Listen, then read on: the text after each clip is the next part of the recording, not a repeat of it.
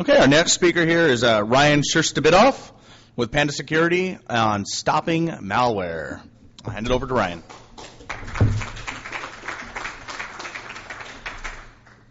Hi, everyone. Can you hear me okay? Yes. That's no good. What about now? All right, so this is not going to be super long, but we're going to talk about some interesting concepts. Again, my name is Ryan. I come from Panda Security, which is an antivirus company. And today we're going to talk about some of the changes in the threat landscape. We're also going to talk about what the heck is this herd intelligence, which happens to be the title of this slide. So, first of all, I want to talk about how things have changed. If any of you work directly with the underground or with hackers, you might know some of the information I'm talking about. But the first slide here is really talking about the growth of threats, and this is directly proportional to the capabilities of antivirus labs today. So, as you can see here, we have a tremendous growth from 2006 to 2007. We're talking about a strategy that's intentional. From our intelligence group within Panda Labs, we've been analyzing some of these underground trends and how they've emerged over the years. And we see that I think in 2006 there was about 200,000 threats. Now, prior to that, we were seeing 50,000, 60,000, maybe for the entirety of the year. So if you look at it from an antivirus standpoint, we had seen a change in evolution, and we'll talk about in a minute why a volume of such threats is even important to when you're talking about security. So when you look at this, you have in 2006 200,000 threats. What were those threats consisting of? Okay, they were viruses, they were worms, they were Trojans. What were their sole intention or orientation when being released into the wild? Because and all of you I'm sure are familiar with the days of Melissa and all those funny blaster worms.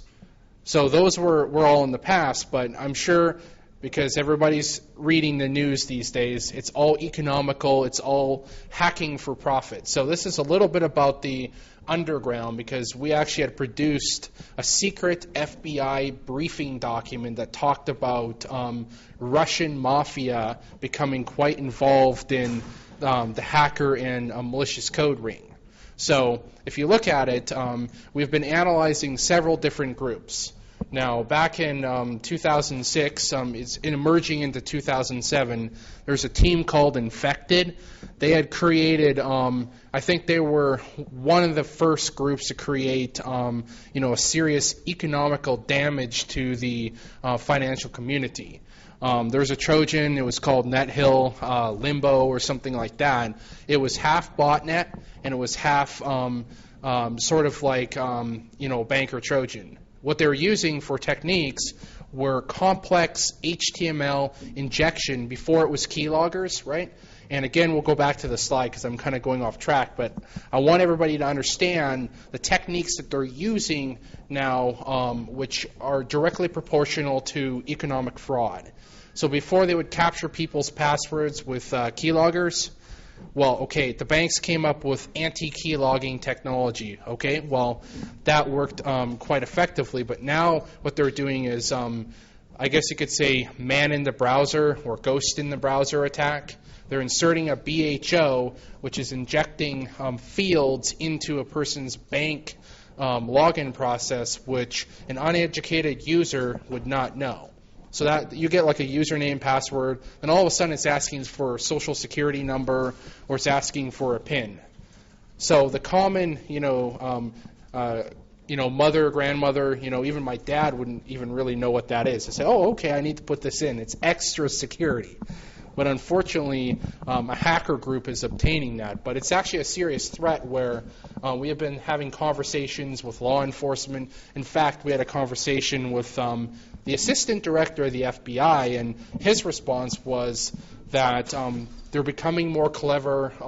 They actually had something called Operation Bot Roast, which was designed specifically for shutting down these huge bot rings that were half economic fraud. But back to this slide, in 2007, you can see the threats had increased exponentially. We're talking about millions. So who can guess the figure on what is the percentage of those threats that were directly related to economic fraud? Anybody? It's not 100%, but let's analyze this on a daily basis. So you have 4,000 to 5,000 brand new threats. 60% of that is oriented towards hacking for profit. So we're talking about a banker Trojan. We're talking about targeted threats that result in a data breach. You must have seen the case with Hannaford, right? Everybody heard of the retail chain up north, got their wonderful servers hacked, or you must have heard of the TJX Maxx breach. And I've been blogging a lot about data breach prevention, and it comes back to a commonology of what are they actually using in this process. So there's a theme in this case where they're using traffic capturing malicious software, but it's targeted. So when we go back to the volume of malware, the tactic is to seed the industry with so much noise that targeted threats go under the radar. So something that infects 2 or 3 hosts will never be detected. So we'll talk about ways that the community are attempting to address this. We're going to talk about in-depth antivirus analysis here. So we're going to talk about some of the ways that were not so effective and some of the ways that are effective today. So now is an interesting thing. I will give you some statistics from a research study that we had conducted. We had done a consumer population. We had done a corporate population. We really wanted to understand what the prevalence of cybercrime is today, because obviously it's all over the news. People didn't really have a whole lot of tangible proof in terms of what is the ratio of unnoticed infection points. What is the ratio of something when you're doing a security audit for SOX compliancy or PCI or HIPAA? We recently had an interesting conversation with one of the chief architects at Kaiser Permanente, one of the largest healthcare systems, and their response was, well, you know what? They didn't really have too much in place to find unnoticed or undetected data breaches. I mean, if you're working on an antiquated model, which is AV does not work, and we'll see in a minute why even some of the more revolutionary protections don't work as well. And we'll go into the model where we're getting the security as a service, which we'll get into some other stuff here. So let's look at this study here. So this is a study that we did with over 1,200 companies from around the world took part. So the workstations were scanned using an audit service that at that time we're working on prototypes to increase detection capacity. We had an objective because we saw at the tail end of 2007 that there's a whole lot of brand new malware. So we decided to come out with something following a concept known as herd intelligence. I won't tell you what that is yet, but let's take a look at the criteria. So the criteria of this audit here is that we wanted to test all the PCs that were part of this audit to see, okay, we only considered a PC infected if they had active processes or active objects loaded in memory, which were related to a virus, a Trojan, something or another. Then we also then tested with the Windows Security Center whether or not protection was enabled, disabled, up to date, and therefore that was the criteria, and the findings will come out in a second here. So the second thing is there's several different antivirus vendors that were tested here because we wanted to see if there's a common theme or pattern amongst virus-based defenses or signature-based defenses, how we call it. So across this here, there's 40 different ones. For the purpose of the study, we decided to only rate the top leading vendors in the world as to different infection ratios while up-to-date defenses. So we only took into consideration PCs that were scanned once were considered infected during that period. So we didn't take into consideration latent Trojans, adware, cookies, spyware, anything like that. We wanted to find out specifically active. So active is the most dangerous threat because it's currently doing something harmful to the PC. So the research results at the end here, I don't think will surprise a lot of people, but we found 72% of the networks. We're not talking about 72% of the PCs. We're talking about 72% of the companies who were running top antivirus products that were using signature-based defenses. We're talking about cataloging viruses using, basic string comparison, as you would find with when lab engineers reverse particular malware samples. So 72% were infected. There was obviously 28% not infected. By the way, this number has increased. This is actually information from mid-2007. What we've seen now is there's around 6,000 different companies who've been tested now, and what we found is an increase in certain types of malware. So themes of infections we've seen is downloader Trojans, Trojans that go and download additional crimeware. We've seen identity theft Trojans. We've seen I guess you could say, sophisticated rootkits.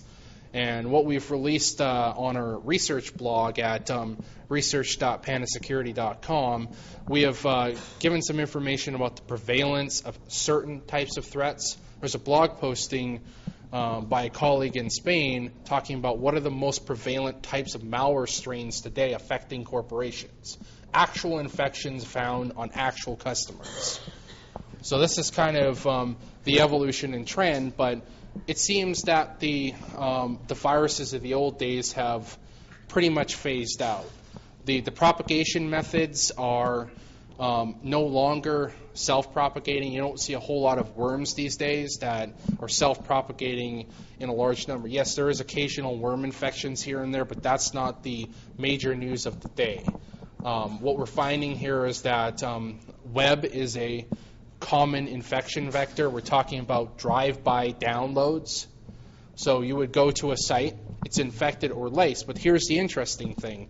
I was recently talking and giving commentary on mass SQL injections. So have you guys heard about the recent one that happened about 2 weeks ago that I think they did about 500,000 sites generically by inserting a piece of JavaScript code which ultimately resulted in attempted exploitation of the endpoint. So the question is, how can you exploit 500,000 servers that quick and that rapidly without, at first they thought there was maybe a vulnerability undisclosed within IIS, but it was found that they're using advanced search strings in Google to find vulnerable sites. So there's actually this query you could use and load into a tool that would reveal sites that could be potentially attacked. So then they would put this crafted SQL statement and insert these particular types of code. So it shows to the example that even good, legitimate websites today, the good side of the internet, you don't have to walk down the dark side to be infected. So again, looking at the cybercrime underground, the trends that we have, our researchers have seen, is picking sites that have less security in mind, like seasonal websites, football sites, stuff like that, where the person isn't extreme on security and they might have unsanitized SQL code. So those are the evolutions we have seen. This was just a quick snapshot of different vendors who were found infected. Yes, we're on this list here, but that's with some other type of product that didn't take advantage of greater visibility. But this is to show, based on the study we had conducted, there are some research papers available. I'll give you the blog at the end here, which talks about a lot of this commentary. So now we want to know, why is 72% networks infected? So what might be going through your head is like, okay, well, that's great. Well, how are they getting in? How is it bypassing current defenses I have. And there's a very good reason for that, because it all goes back to the way that traditional antivirus is designed and what's actually deployed in today's world.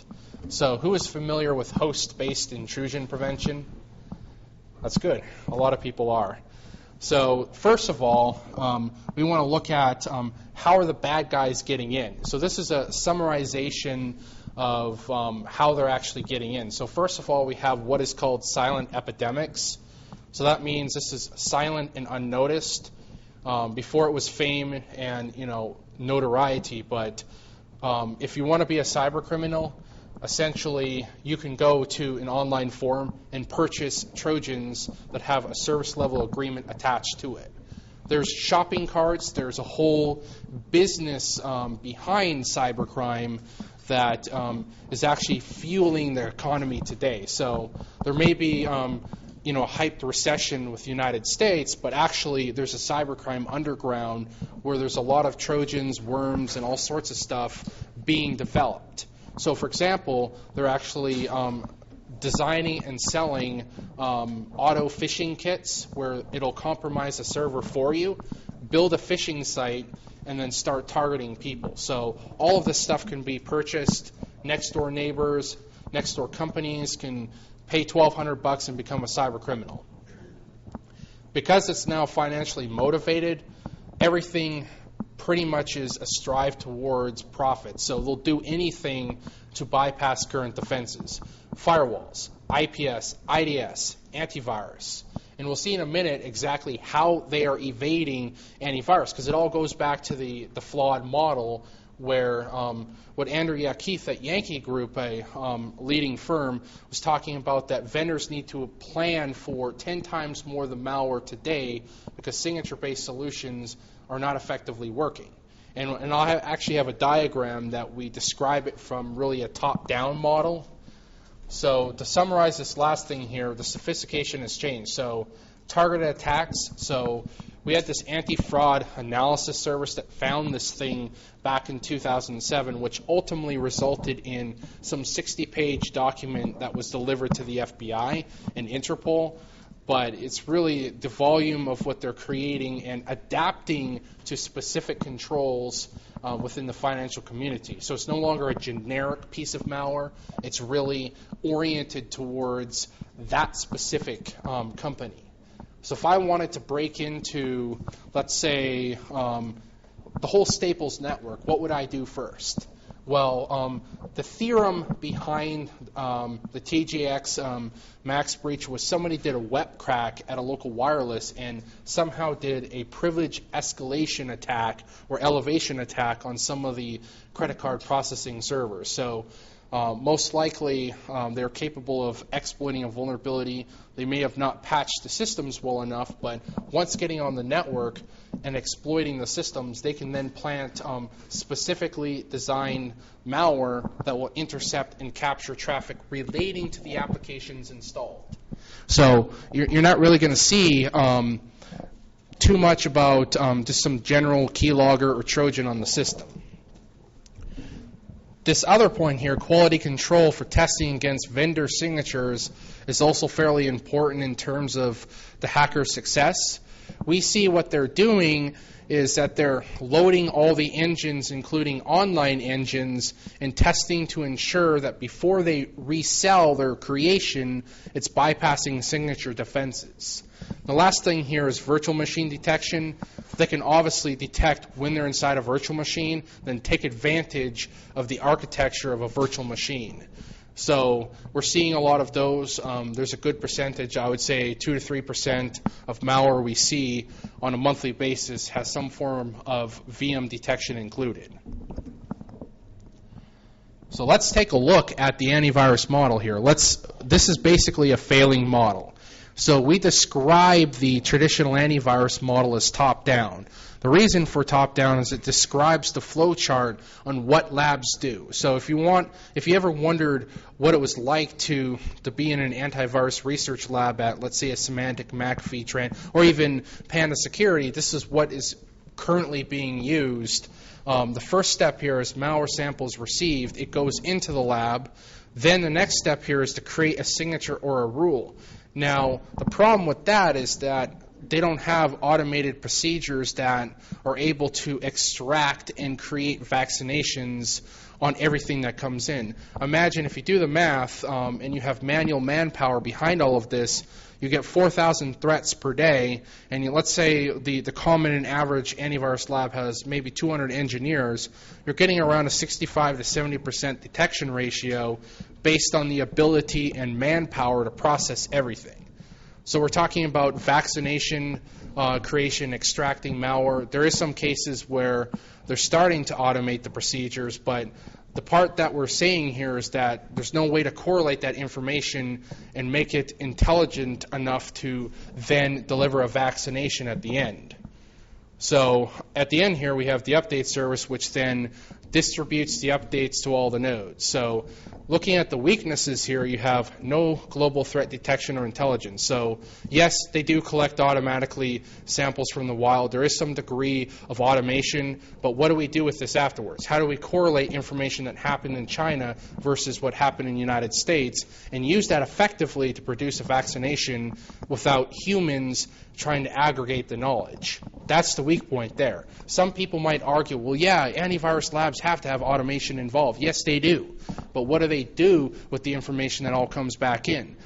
Intelligently extracting vaccinations back into the community is key here. So the products don't necessarily benefit from all the processing in the back end because architecturally, signature files, the more threats that are released in the wild, the greater the size. So it ends up becoming an impact on the endpoint. So if you got like some 80 meg signature file, it ends up creating a heavy footprint. And with some of the antivirus products out there, there's definitely concerns about that. So how do we produce something that's relatively small and light, but still has detection capacity of a high volume? And that's where we'll talk about herd intelligence, of putting everything from the endpoint into the cloud and just providing an MD5 hash analysis. And I'll talk to you about something that we had coined, nanotechnologies, and how that applies to the antivirus space.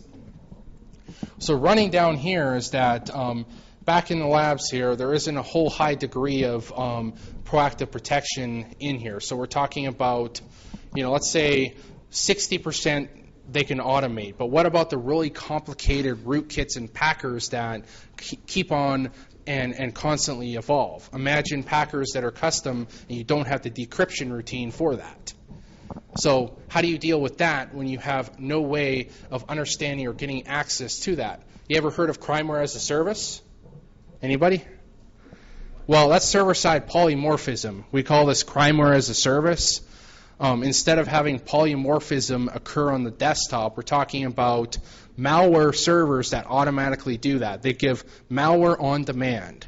So someone's infected with something, it can automatically morph and change its variant and deliver that down in a small binary to the client. So it can constantly change. The challenge here for antivirus researchers is they don't have access to the polymorphic engine, right? So they have no idea what the logic is involved with that.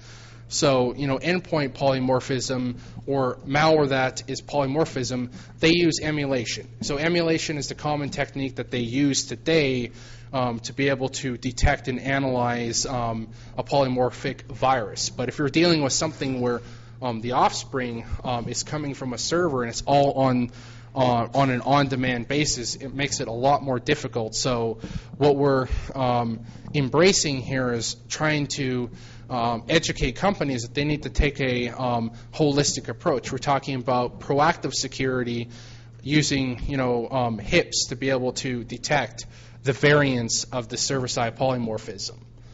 So what we're seeing today is that signatures, if you look at any other common vendor site, you can see that the average detection ratio in a DAT file that downloads today, just look at the daily updates, is around 250,000 to 500,000. So it's not entirely reflecting everything because we saw 2 million threats last year. Why aren't they on the signature file? Why are we finding situations like Hannaford infected even though their antivirus product says, yes, I'm up to date, I'm working? And they got an update like 2 minutes ago. there's obviously a flaw. It may be that the labs are quite advanced, but they're not exactly extracting into the products. And that's something that we had as a problem too. And because we're not like a super huge company, we decided to, let's reinvest some of our revenue back into solving this issue. So actually, there's a research note written by Andrew Yakeith on some directions we need to take to solve this problem. So down here is just a couple of other things. In some cases, a complete signature with inoculation can take weeks to deliver, especially if it's very sophisticated, like a rootkit that needs to be deactivated. So that's just kind of a general flow here. So let's take a look at what is herd intelligence. This is something that if you do a search for Andrew Yakeith herd intelligence, you'll find some wonderful papers he wrote about what do we do if malware increases 10 times the amount it is today. If we can barely handle 4,000 samples per day, we obviously need to take a different direction. So the idea here is to create an automated data center of hundreds of servers. And the pillars here is watch, act, and watch, decide, and act. So the first thing is deploying sensors around the globe to give a better visibility. So we're talking about receiving information and queries from sensors. Let's say we had 10 million different endpoints, part of a large interactive honey net that had the capabilities of sending back suspicious behavioral traits. That's the first thing, to be able to watch the community at large and see the infection. So it's kind of similar to the concepts of grid computing, cloud computing, which we're taking intelligence from the community. So it's gathering data about malware and goodware. So it's important to understand that part of this model is to gather badware traits as well as goodware traits to be able to correlate something new against a massive database instead of doing it locally on an endpoint, which does have a lot of resource consumption involved. Why don't you just take it offline and provide it in an automated fashion, but with hundreds and hundreds of servers? Second part here is correlating all the information it gathers.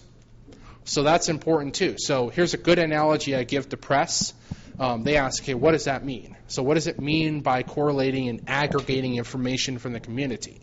So what we're seeing here is that, let's imagine as part of the cybercrime evolution, hackers test their stuff. They don't just generate a virus variant and release it into the wild. What they do is they test it against all different vendors, including any online service. So that would include ours. So what they would do is they test that. Behavioral traits would be captured and then relayed back to this herd intelligence and stored as a record. So the very first creation would be stored as, the time and context when the process was running, the suspicious characteristics, and all of the information necessary to give a detailed description of that process. We don't know what it is because we don't have any information to correlate it against.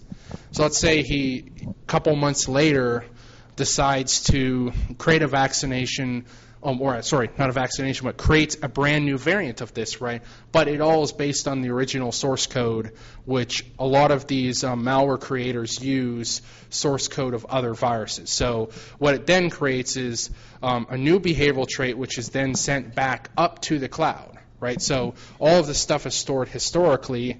So now it's capable of correlating against a goodware list, which is some 20 million different processes up there, and then correlating it against the massive badware list to make calculations as to whether or not this has a high degree of danger potential. And on our research blog, we actually have a video that shows us taking Notepad and a real Trojan and determining what is the highest degree of relation to GaleBot. So we throw Notepad in, and it's like 0% relation to GaleBot. Then we take a variant that's probably 30 times removed from GaleBot and throw it into the pile, and with automated analysis and reverse engineering, with the correlation involved here, it was capable of determining an 80% possibility that this had some relation because it was correlating the byte blocks within the source code itself against all previous variations of Galebot collected. So we're talking about 20 years of knowledge aggregated from all variants of viruses and being able to correlate, hey, is this a family of, some virus we saw a couple years ago, but they're using the same propagation techniques, but a different payload, which is economically motivated. So all of that is including loading IDA Pro in an automated fashion to extract out certain strings to create a detection routine. So this is all part of the process of generating automated cleaning routines. The third part here is it acts. So what does it do? It then answers the queries from the agents that are connected back to herd intelligence. So when we're talking about the definition of nanotechnologies, what is that? Well, we're talking about something that's able to scan memory in 30 seconds and talk back to the cloud, and we're talking about sending MD5 hashes of every process in the system back up there, instant correlation. Then we get into the answer thing. So it follows the phases of watch, decide, and act. So someone doing a 30-second PC scan, which was part of the consumer study, some behavioral trait would then be uploaded and sent back to the cloud. Whether we had any knowledge of it, whether it be unknown, good or bad, that information is stored. So further information into the future can then be used to backtrack and find brand new variants of malware. So we're talking about greater visibility into the threat landscape. So let's take a look at how this works here. So from a bottom-up model, we're seeing unknown programs seen in the wild. It reports its program and its context, the time it's running, the relation of other processes running at that time, and certain characteristics that are extracted using heuristics technologies. So this information is then sent back to the cloud, and then exceptions or vaccination rules are created and then informs all the other nodes. So we're talking about automated aggregation of information. So the strength of this model here is global threat detection, automated signature creation in less than 2 hours without having to involve humans. The objective behind this was detect 10 times more reliably than we are now with 10 times less the human effort. And a couple of things, this is really going down the line of security as a service. So no longer is it providing DAT files to people on a daily basis. We're talking about a constant feed or a constant subscription back to the cloud, which would provide instantaneous updates. Because it's scalable computing or grid computing, you're not reliant on the endpoint's performance overhead. So we're not talking about relying on, well, is that PC powerful enough to contain millions of threats? Or is it powerful enough to be able to analyze some very advanced rootkit? So in this case here, you're collecting a lot because you can add more machines. Question? Well, if you're talking about products that take a direct advantage from this, the evolution that we're seeing here is traditional antivirus products moving to a security as a service model, meaning you're putting like a 2 meg agent on the PC, but all of the analysis and detection is done on a server center rather than being done locally. So if you look at it, what really causes the performance overhead is having the signature-based defense, the desktop firewall, DPI, which is deep packet inspection, HIPS protection. That on average takes 10 to 15% overhead on the PC. Taking that intelligence away from the endpoint and moving it to a cloud, because in most environments it's always connected. So we're talking about moving everything back into the cloud and doing an automated analysis. So all the complicated routines that a virus scanner would have to do, all it has to do now is just a basic signature detection. Everything proactively is done within an infrastructure that can be scaled. So more malware, the better we can handle. So it would happen once or twice a day that it would connect to this, and then it would be cleaned. So then there would be a certain period of time that you could exploit the machine until it was cleaned the next time? No. What it does is, let's say, and the actual endpoint security technologies are not advanced to a point of being always on, always connected. So what we're talking about here is, imagine if you're able to do, and this is in the future. This is not something that's present right now, because I haven't seen it with any other company. We're not there ourselves as Panda, but what we see is having the ability to interact in real time without creating a large amount of network traffic back to the cloud, so we can instantaneously identify, okay, so we have a suspicious file, can we send the MD5 to a middleware server that does batch processing, right? So you would at least get extraction from the cloud on a daily basis, which means millions of threats. So if there's something new, then it would then inform that node and say, hey, node, we just found out from the community of users that there's a brand new piece of malware targeting you, so I thought I would let you know. So that's kind of where it stands today. The future really is having a file-level system interceptor that has the capabilities of doing real-time analysis on each process without sucking up the network bandwidth and interacting back and forth with the cloud during the entire antivirus scan. And that's obviously a challenge because, one, you don't want to have a huge amount of chatter back to the internet. So somehow architecturally it has to be done through a middleware server and then batch processing done. So that's a difficult thing to do. We're not there yet, but the platform to be able to provide this is there, right? A data center of 500 servers capable of analyzing everything that comes in and producing vaccinations with maybe 4% of it requiring human involvement. So that's kind of where we're at now. So here's exactly some statistics here that I can tell you, because we actually had deployed a herd intelligence model back in late 2006 in limited prototypes. So this is exactly the data processing capabilities of herd intelligence. So currently to date, 4 million PCs are being monitored around the globe as part of a high interaction honeynet.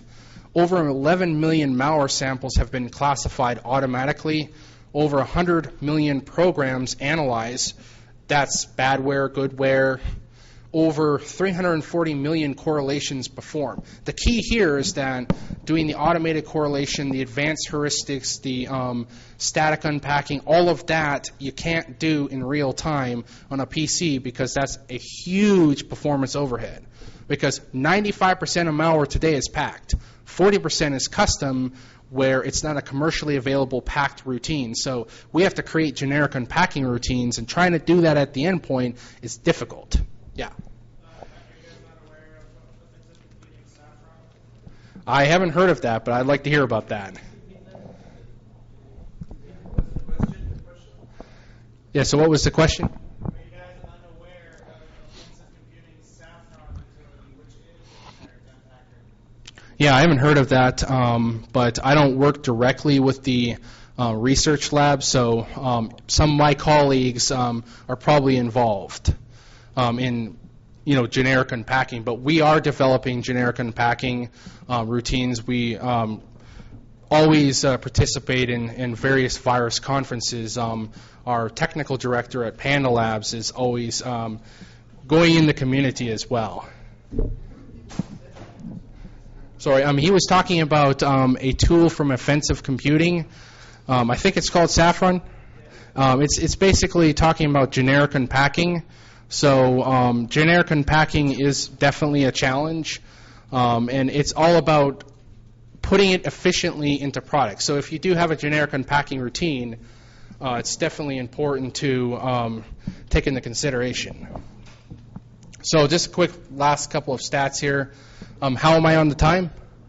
You still got 20 minutes. Oh, wow.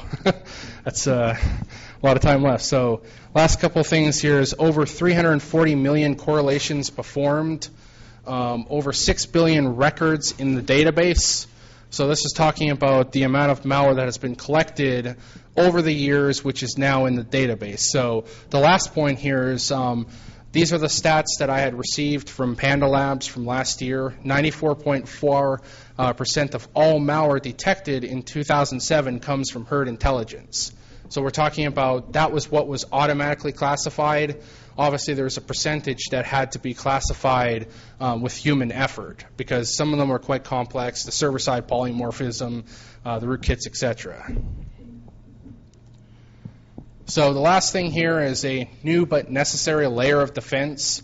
So some of the benefits here is the global visibility into the threat landscape, reducing reaction time, on-demand audits of virtualized networks. That was kind of left in there because I was kind of a slide taken here from a virtualization conference I was at.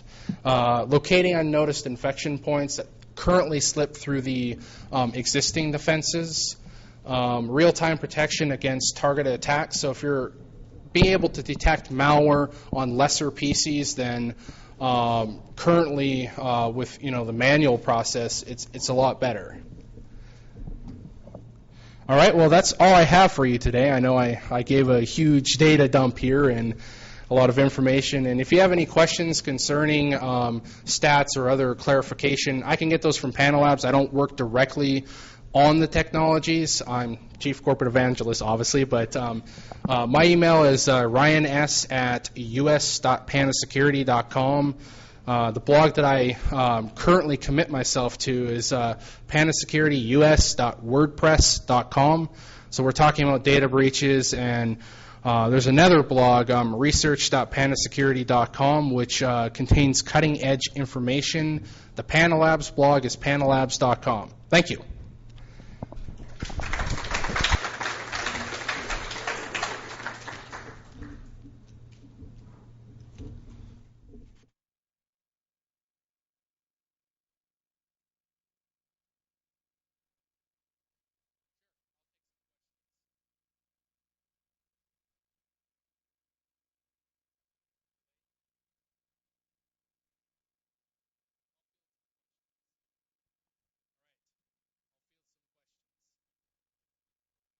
As corporate evangelist, if you have comment at all on the race to zero situation. Sorry? I'm not familiar with the race to zero. It's a contest that's going to be at DEF CON this year. Okay. Polymorphing malware code and passing it through signature detectors of various antivirus companies.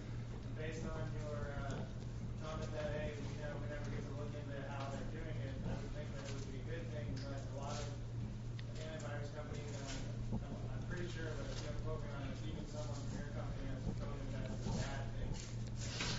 Well, I could tell you one thing here is it all goes back to the testing standards here that are currently being used in the market today to rate the effectiveness. So obviously taking currently known viruses and passing it through signature-based defenses and essentially saying, okay, well, you missed this virus, so therefore you're not effective. So I don't know the details of this challenge, but essentially testing not just the signature, but testing the proactive side as well, testing the different measures of different antivirus products.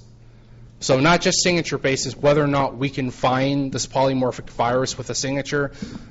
Also, can we find it with heuristics? Can we find it with HIPS-based solutions? So it needs to be taken into consideration the entire holistic model, not just a portion of the vendor's product. So perhaps the only real problem is you think they're beating a dead horse attacking signature-based. I would say so, beating a dead horse, because we know that signature-based defenses are only as good as being able to provide the vaccination and detection routine. So because a lot of it today is not automated and it's quite manual, it results in not a high number of detections. So I would say an appropriate test would be, let's take into consideration generic unpacking, let's take into consideration behavioral analysis, behavioral blocking, system heuristics. All of those things need to be used when effectively testing, because that doesn't give a real reality of whether or not we could stop that virus. So it may not be included on our signature, but we sure as hell can detect it using other means. So that's my response, to that, even though I have no idea about the details. Any other questions? About the virtual machine detection, what's the goal of that? Is that to break out of the guest OS or to disable itself if that would be one reason with the virtual machine detection. Another one is to, I haven't seen specifically a sample that does this, but to adapt to knowing it's in a virtual environment, therefore exploiting maybe the hypervisor. But that's kind of really the trend we would see in terms of VM detection. But it's usually meant to evade from being put into a sandbox or a honeypot that's using virtualization. So it's able to then say, I'm not going to run in this because that's not my target. So that's what we mean by VM detection, but obviously if they can detect that they're in a VM, they can then detect and how to best take advantage of that situation. So, question? Is herd intelligence ready for deployment? Well, I can tell you this, Panda Security has already deployed that. Andrew Yakeith was mentioning a couple of different other vendors. I think it was like Previx and Sana Security. It's really how mature is the platform and how does the technologies take advantage. I can tell you today that we're not 100% on the product side interactive in real time with the cloud, but we have deployed several different technologies. One was what we call nanoscan, where I said where you could scan a PC in 30 seconds and it would take all the MD5 hashes and send that back to the cloud for correlation. Some other products, especially one that we're announcing on Monday, which is a security as a service product, does take advantage from the cloud, but it is extracting information in terms of a megapav sig is what we call it, which then applies to the endpoint. But true interaction and true real time is yet to come, where there's a brand new process executing and we're able to analyze it in real time, then interact with the cloud. Obviously, architectural considerations is that going to create a hit on the PC or performance overhead, especially if network traffic is going back and forth. So that's something that we need to design that takes into consideration those issues. Yeah.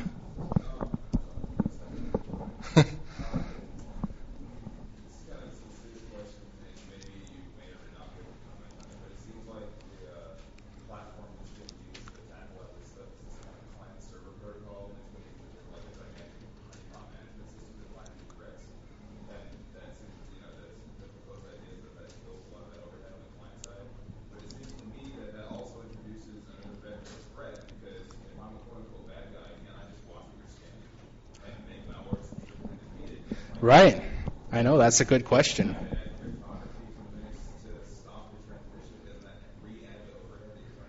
Yeah, but if you're specifically signing communications or validating them where it's kind of like a one-way hash of what's actually being sent back to the cloud, then the answers cannot be spoofed. So that was something included in the nanoscan product, which sent one-way hashes of the information back to the cloud, so it wasn't able to intercept or impersonate. And there's a whole technical document on exactly how that was achieved, but yes, there is going to have to be some things that need to be included at the endpoint.